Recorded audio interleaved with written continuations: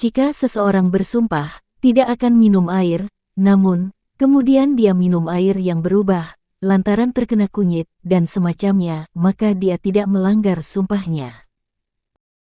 Assalamualaikum warahmatullahi wabarakatuh.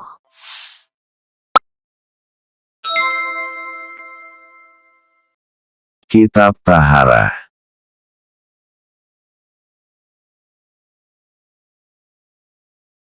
Satu. Asy-Syirazi berkata, jika sesuatu yang hukumnya suci, bercampur dengan air, maka acuannya sebagaimana kasus kejahatan terhadap budak.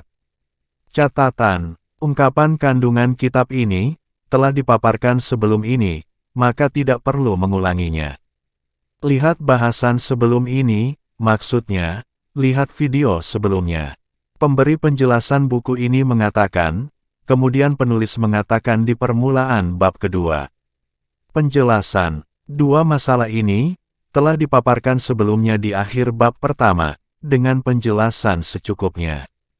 Para pakar bahasa Arab mengatakan, kata, rusak, adalah lawan kata, dari kata istiqomah. Kata ini dibentuk dari kata, dia merusak sesuatu.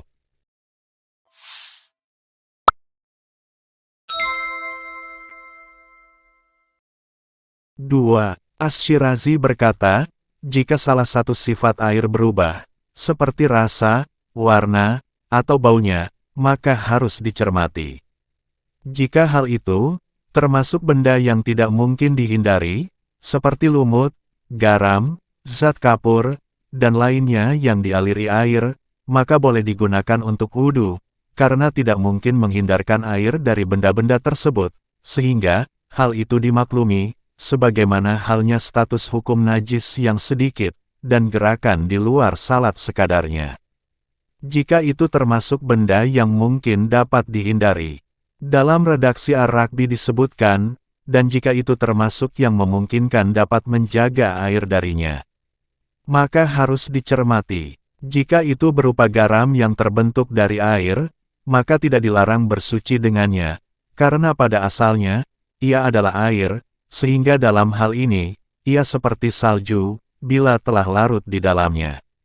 Jika itu berupa tanah yang diletakkan di dalam air, maka ia tidak berpengaruh, karena ia memiliki kesesuaian dengan air dalam membersihkan.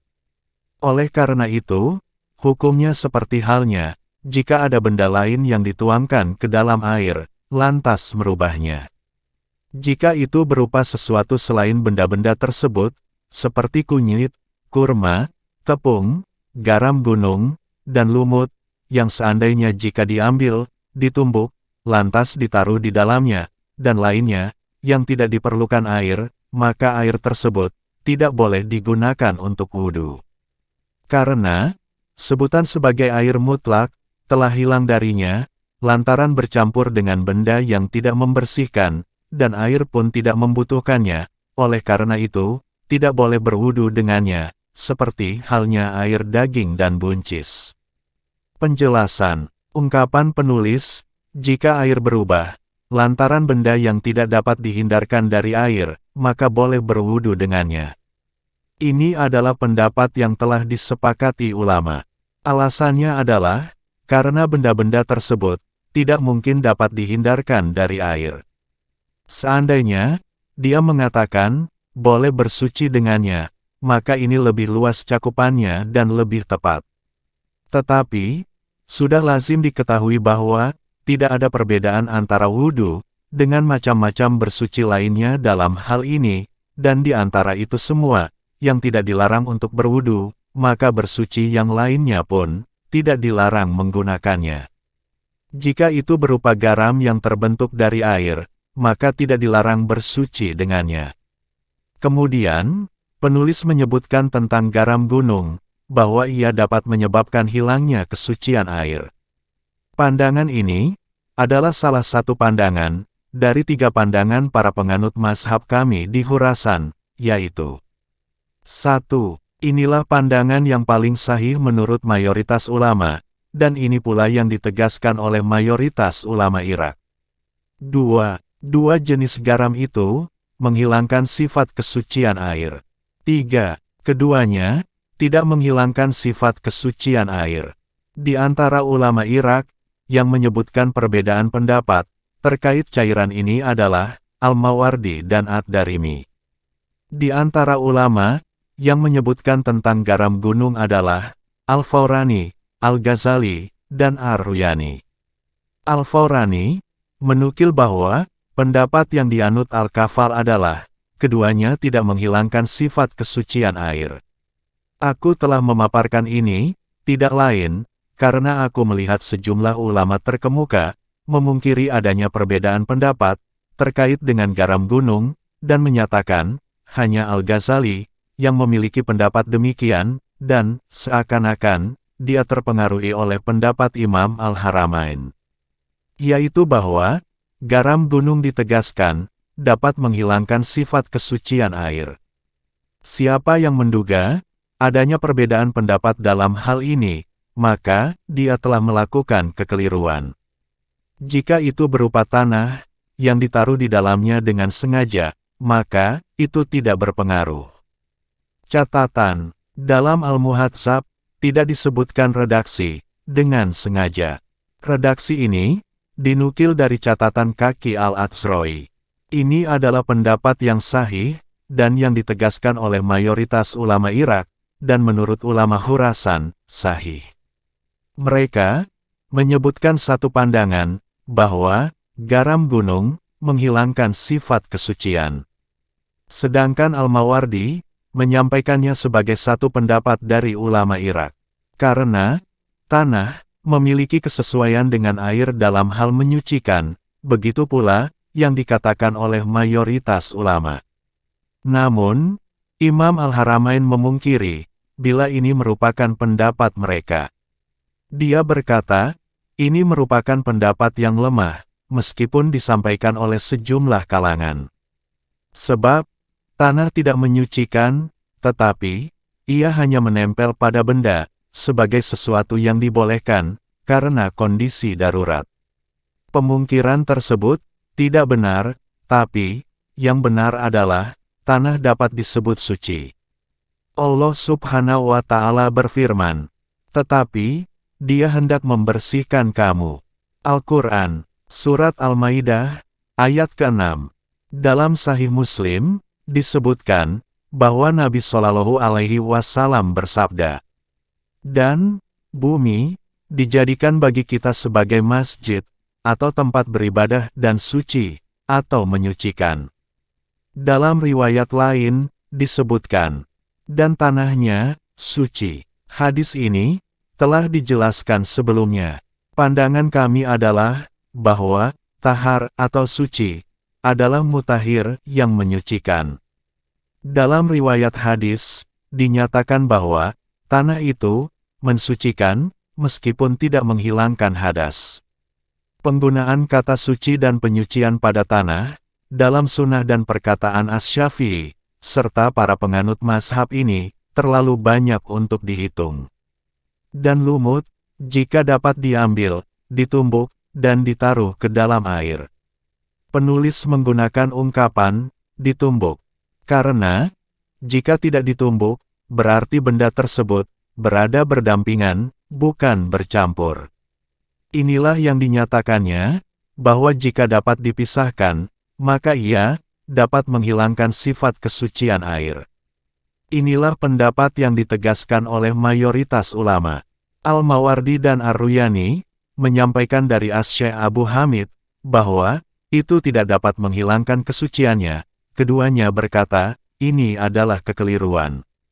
Penulis Al-Bayan, Abu Al-Khair Yahya bin Salim, dan lainnya, mengatakan, terkait lumut yang dipisahkan, dan daun pepohonan yang dapat dipisahkan, terdapat dua pandangan, yang disampaikan oleh Abu Ali dalam Al-Ifsyah, dan Asy-Syaikh Abu Hamid. Al-Bagawi berkata, garam dari asam, zat kapur, batu yang dihaluskan, lumut, dan rumput yang dihaluskan, jika ditaruh di dalam air, apakah akan menghilangkan sifat kesucian air? Dalam hal ini, terdapat dua pendapat. 1. Pendapat yang sahih adalah, bahwa itu semua menghilangkan sifat kesucian air, karena dimungkinkan, air dapat dihindarkan darinya, dan 2. Tidak, karena pada dasarnya ia sudah dimaklumi. Pendapat ini disampaikan oleh Asy-Syafi'i dalam riwayat Harmalah, dan nas ini tidak masyhur. Pendapat yang masyhur adalah yang dinyatakan sebelumnya. Sebutan sebagai air mutlak, hilang darinya, maksudnya adalah, di luar benda-benda yang tidak menyebabkan air berubah, lantaran jumlahnya yang sedikit. Lantaran bercampur, maksudnya adalah, tidak mencakup yang berdampingan. Yang tidak menyucikan, maksudnya adalah, tidak mencakup tanah. Dan, air tidak membutuhkannya, maksudnya adalah, tidak mencakup apa yang dialiri air, seperti zat kapur, dan semacamnya. Seperti air daging dan buncis, maksudnya adalah, kuahnya. Dia mengkiaskan pada keduanya, tidak lain, karena Abu Hanifah, tidak sependapat dengan kami dalam masalah ini, namun setuju dengan dua kata tersebut. Merubah salah satu sifat air, baik itu rasa, bau, ataupun warnanya, dan menetapkan salah satu sifatnya, menghilangkan sifat kesucian air. Inilah pendapat yang sahih dan masyhur, yang ditegaskan oleh mayoritas ulama tarekat, dan ditetapkan oleh Asy-Syafi'i, dalam Al-Buwaiti dan Al-Um. Demikianlah yang aku lihat dalam kedua kitab tersebut. Al-Mutawali dan Ar-Ruyani, menyampaikan dari Asy-Syafi'i, bahwa dia berkata, tidak menghilangkan sifat kesucian air, kecuali, bila merubah tiga sifatnya. Ini adalah penetapan yang tidak masyhur. Ar-Rafi'i menyampaikan, bahwa penulis Jamu al-Jawamik, mengungkapkan dua pendapat. 1. Pendapat yang masyhur, dan dipilih oleh Ibnu Suraij, bahwa salah satu sifatnya, dalam menghilangkan sifat kesucian air. 2. Riwayat Ar-Rabi, bahwa, warna saja, dapat menghilangkan sifat kesucian air. Dan bau, bersama rasa, dapat menghilangkan sifat kesucian air. Jika salah satu dari keduanya saja, maka, tidak menghilangkannya. Ini juga tidak masyhur dan lemah. Adapun sifat perubahan, jika itu perubahan yang banyak, maka tentu menghilangkan sifat kesucian air. Jika perubahan itu sedikit, yaitu terdapat sedikit kunyit di dalamnya, lantas warnanya menjadi sedikit kuning, atau sabun, atau tepung, lantas warnanya menjadi sedikit putih, dengan tidak membaur secara keseluruhan, maka terdapat dua pendapat. 1. Yang sahih dari keduanya adalah, air itu suci. Pendapat ini sahih, menurut ulama Khurasan, dan inilah yang dipilih mazhab ini. 2. Tidak suci. Pendapat ini, dinukil oleh Imam Al-Haramain dan lainnya dari ulama Irak dan Al-Kafal. Alasannya adalah, karena dikiaskan dengan najis, maka dalam hal ini, tidak ada perbedaan, antara perubahan yang banyak, dengan penambahan sedikit. Pandangan yang dipilih ini, dapat dijawab, bahwa pembahasan tentang najis lebih berat.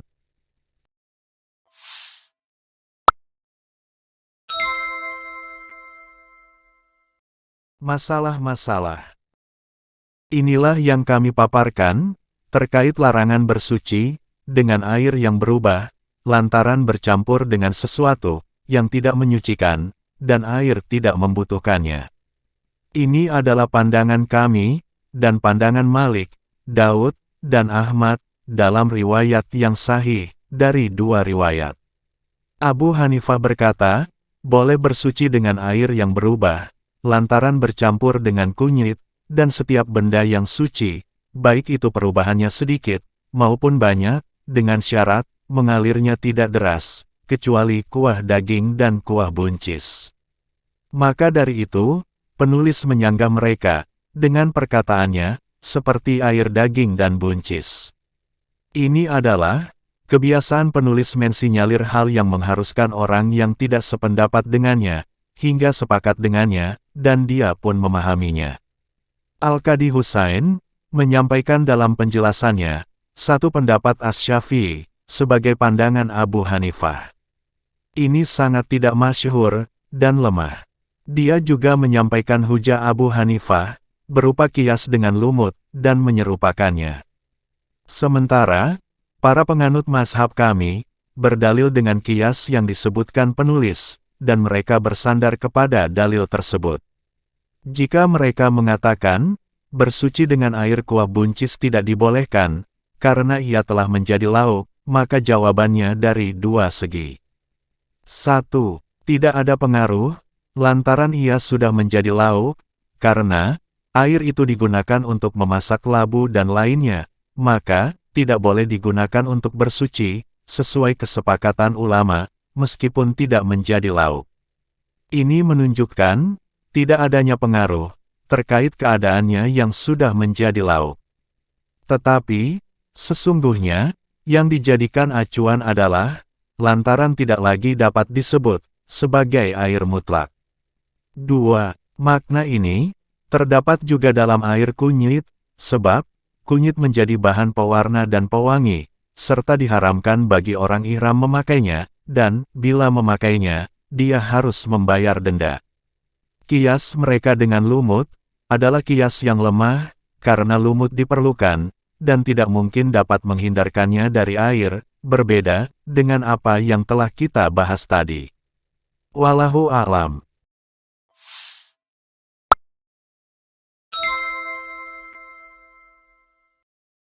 Para penganut mazhab kami, penulis Al-Hawi, dan lainnya berkata, tidak dibedakan, apakah bercampurnya benda yang suci dengan air, debitnya mencapai 2 kuloh ataupun lebih. Ketentuannya, berada pada masing-masing darinya adalah satu, berdasarkan argumentasi-argumentasi yang telah disampaikan sebelum ini.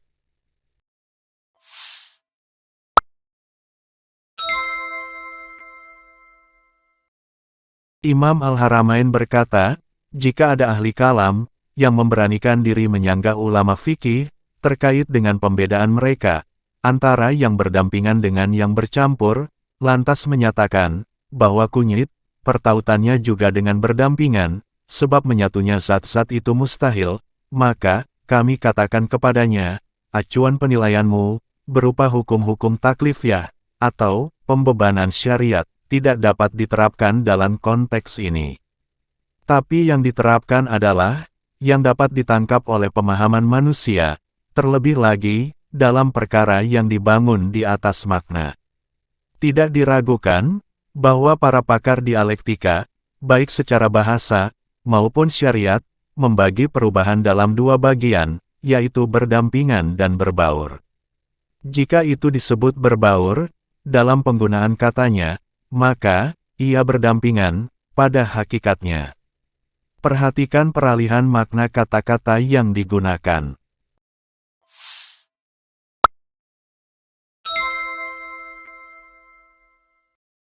Jika seorang bersumpah, tidak akan minum air, namun, kemudian dia minum air yang berubah, lantaran terkena kunyit, dan semacamnya, maka dia tidak melanggar sumpah. Jika dia mewakilkan seseorang untuk membelikan air untuknya, kemudian orang yang menjadi wakil itu membelinya, maka pembelian tidak dikaitkan dengan orang yang mewakilinya, karena sebutan sebagai pembeli, tidak digunakan bagi orang yang mewakili. Ini disampaikan oleh penulis Al-Bayan.